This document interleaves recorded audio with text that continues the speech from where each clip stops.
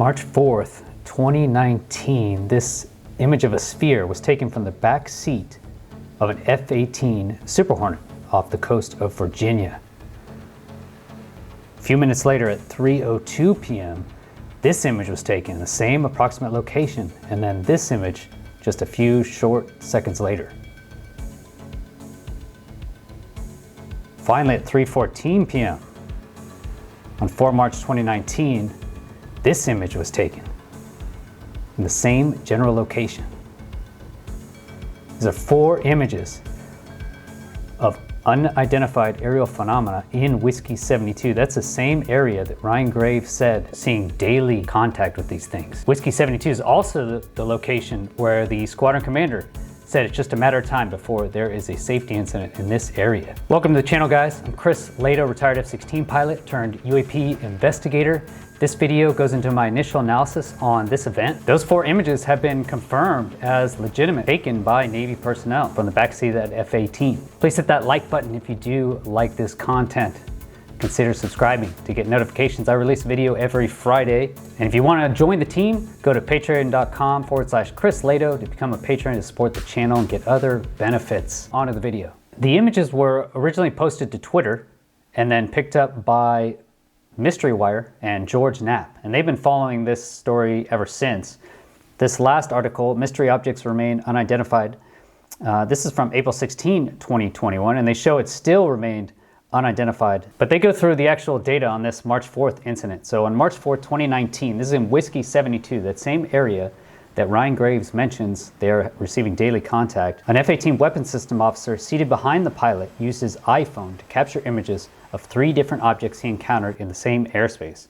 I researched later to track that down to an iPhone 8. At 3:02 p.m., he photographed an odd-shaped object. Another photo, taken close to the same time, was first posted to Twitter on May 11th, 2020, then again on social media 6 months later.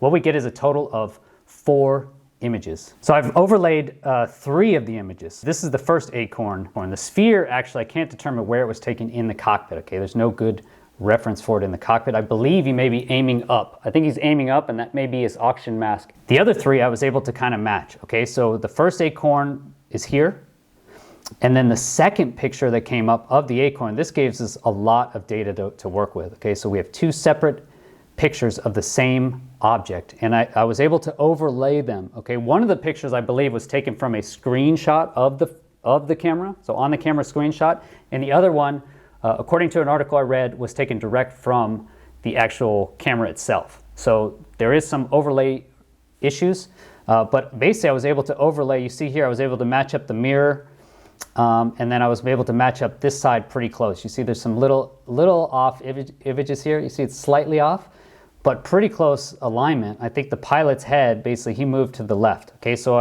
I believe this is an F-18 cockpit. This seems to match all the things I can find on F-18.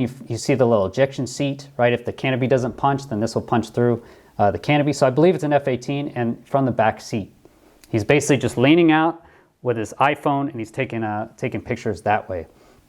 So overlaid the first, the second, and then for the blimp, I'll call that the blimp, although I don't necessarily think it is a blimp.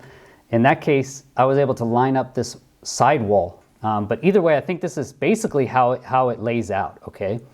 And so what we're able to determine from this is some pretty cool stuff that I'll show you here in a second. If you zoom way over here, you can see there is land here, okay? Clouds don't make that shape, at least from what I could tell. So I was able to overlay the land using Google Earth. Whiskey 72 is that area off the East Coast. It's great over water airspace. So what's great about practicing over water is that we're able to fly as fast as we want. We're not worried about sonic booms causing huge problems. We can put out flares, we can use chaff. So we can fight full up essentially over the water. So it's a great location for us. So if we overlay this area, which is right off the coast of Virginia, and line it up with the actual image here of the Acorn, what I find is I think they are located at these coordinates, okay, approximately 8,000 meters. This came out to actually 27,678 feet, so up at 28,000 feet. That's a ballpark figure though. I think they're in the 20s. But I mapped that to approximately 15 miles off the coast of Virginia Beach. And the way the setup is going, based on the time, so the first sphere image is taken at 2:44 p.m. Then 18 minutes later, the 2 Acorn photos are taken at 3:02 p.m. And then 12 minutes later, the final image is taken at 3:14 p.m. So based on those times, it sounds like to me that they are basically coming back to their cap point to reset after a fight.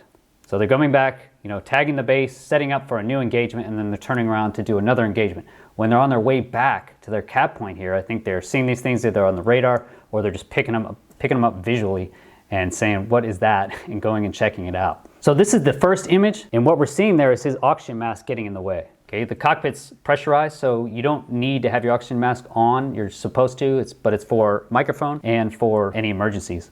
It's in the shape of a sphere. It looks like it's reflecting light. It looks like it's like a cloud in the shape of a sphere reflecting light.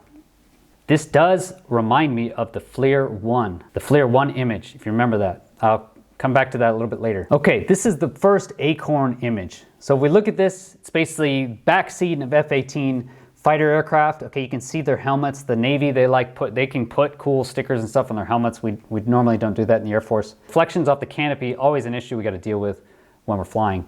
So here he's basically leaned over the side. He's leaning forward, and he's got his iPhone out as they're passing this thing at 0.6 Mach. So as they're flying by this thing, I see him just click. Basically, he has it, and he clicks another image. So here you can see it's definitely reflecting the sun, and this almost seems like it's in shadow.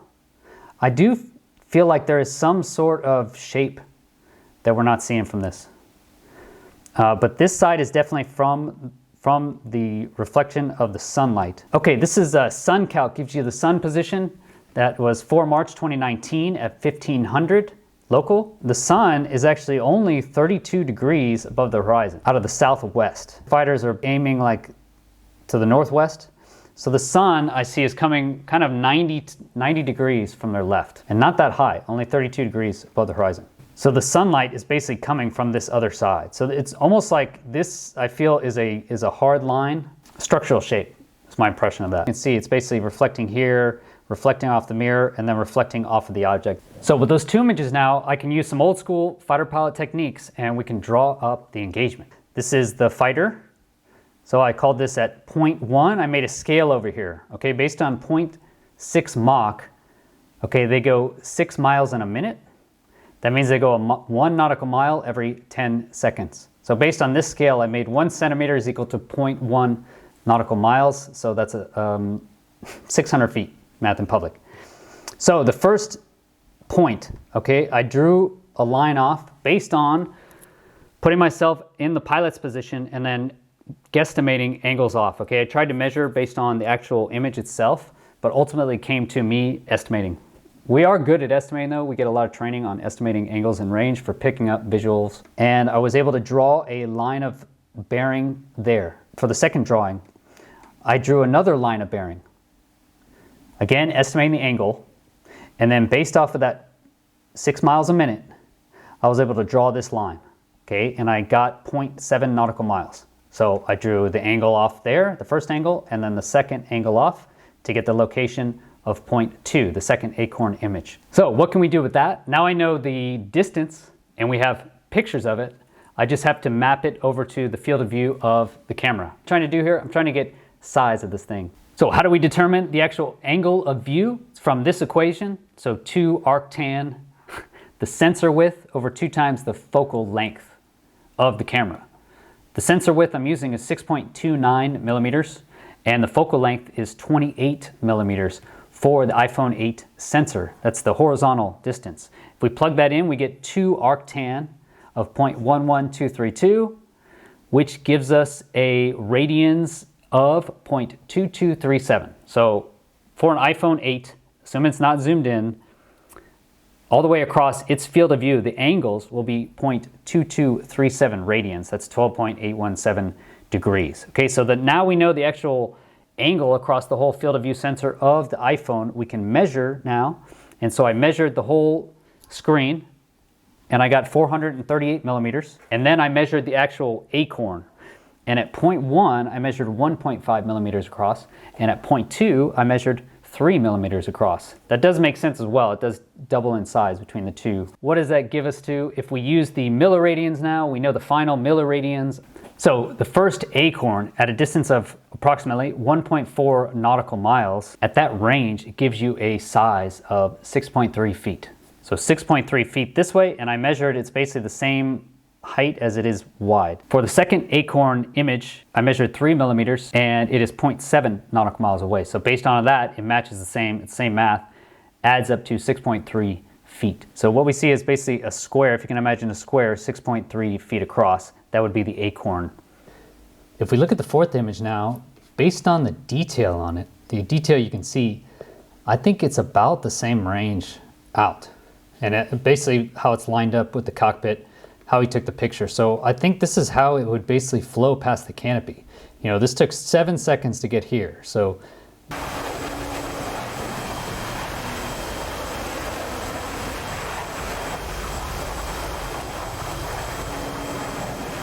think it went by the cockpit basically like that. So final point I want to bring out here, what I thought was really interesting is what is this blimp looking thing? Okay, first I want to say it looks metallic. Okay, there are balloons that look metallic. Okay, it could possibly be a balloon, but just doesn't seem like it looks like a balloon to me. Okay, I'll go into that in future videos, but just my initial impressions, I get the same general outline here that we see on the FLIR 1 when it's in a weird orb state. So the first part of that FLIR 1 video just has my mind blown, where it looks like it's some sort of orb or something. I don't know what to make of it, okay? But I did see some of the same shapes. If you look at this shape here, you can see kind of a similar shape on this final image, okay? Even with these other points sticking out. So even with these, it looks like reflections is what I initially thought. Kind of reminds me of this, you know, and this even looks like a Tic Tac. If you can imagine this, looks like a rounded cylinder. I don't know if it's emerging from some sort of weird sphere thing. That's just what it kind of struck me as interesting, that these two images seem to match the Tic Tac event from 2004 on the West Coast, and then this. Just a crazy looking image to me. I don't think it's a balloon, but I'll go into further detail in future videos. Let me know what you guys think. What do you think of the size estimates? I think it's about 2 meters across. So that would make this around 2 meters across, assuming that those three objects, or what looks like objects, the sphere, the Acorn, and the Blimp, assuming that's the same object. Is it the same object? Is it a balloon? Are we looking at some crazy Tic Tac emerging through a sphere? What do you guys think? Let me know in the comments. Try and read all the comments. Please like this video if you did like it. Consider subscribing. I try and publish a video every Friday. And then if you want to join the team, support the channel, the only way I make income is through YouTube advertising and Patreon. Go to patreon.com/Chris Lato. Join the team. Try and figure out what's going on out there. Crazy stuff. Have a great week, everybody. Peace.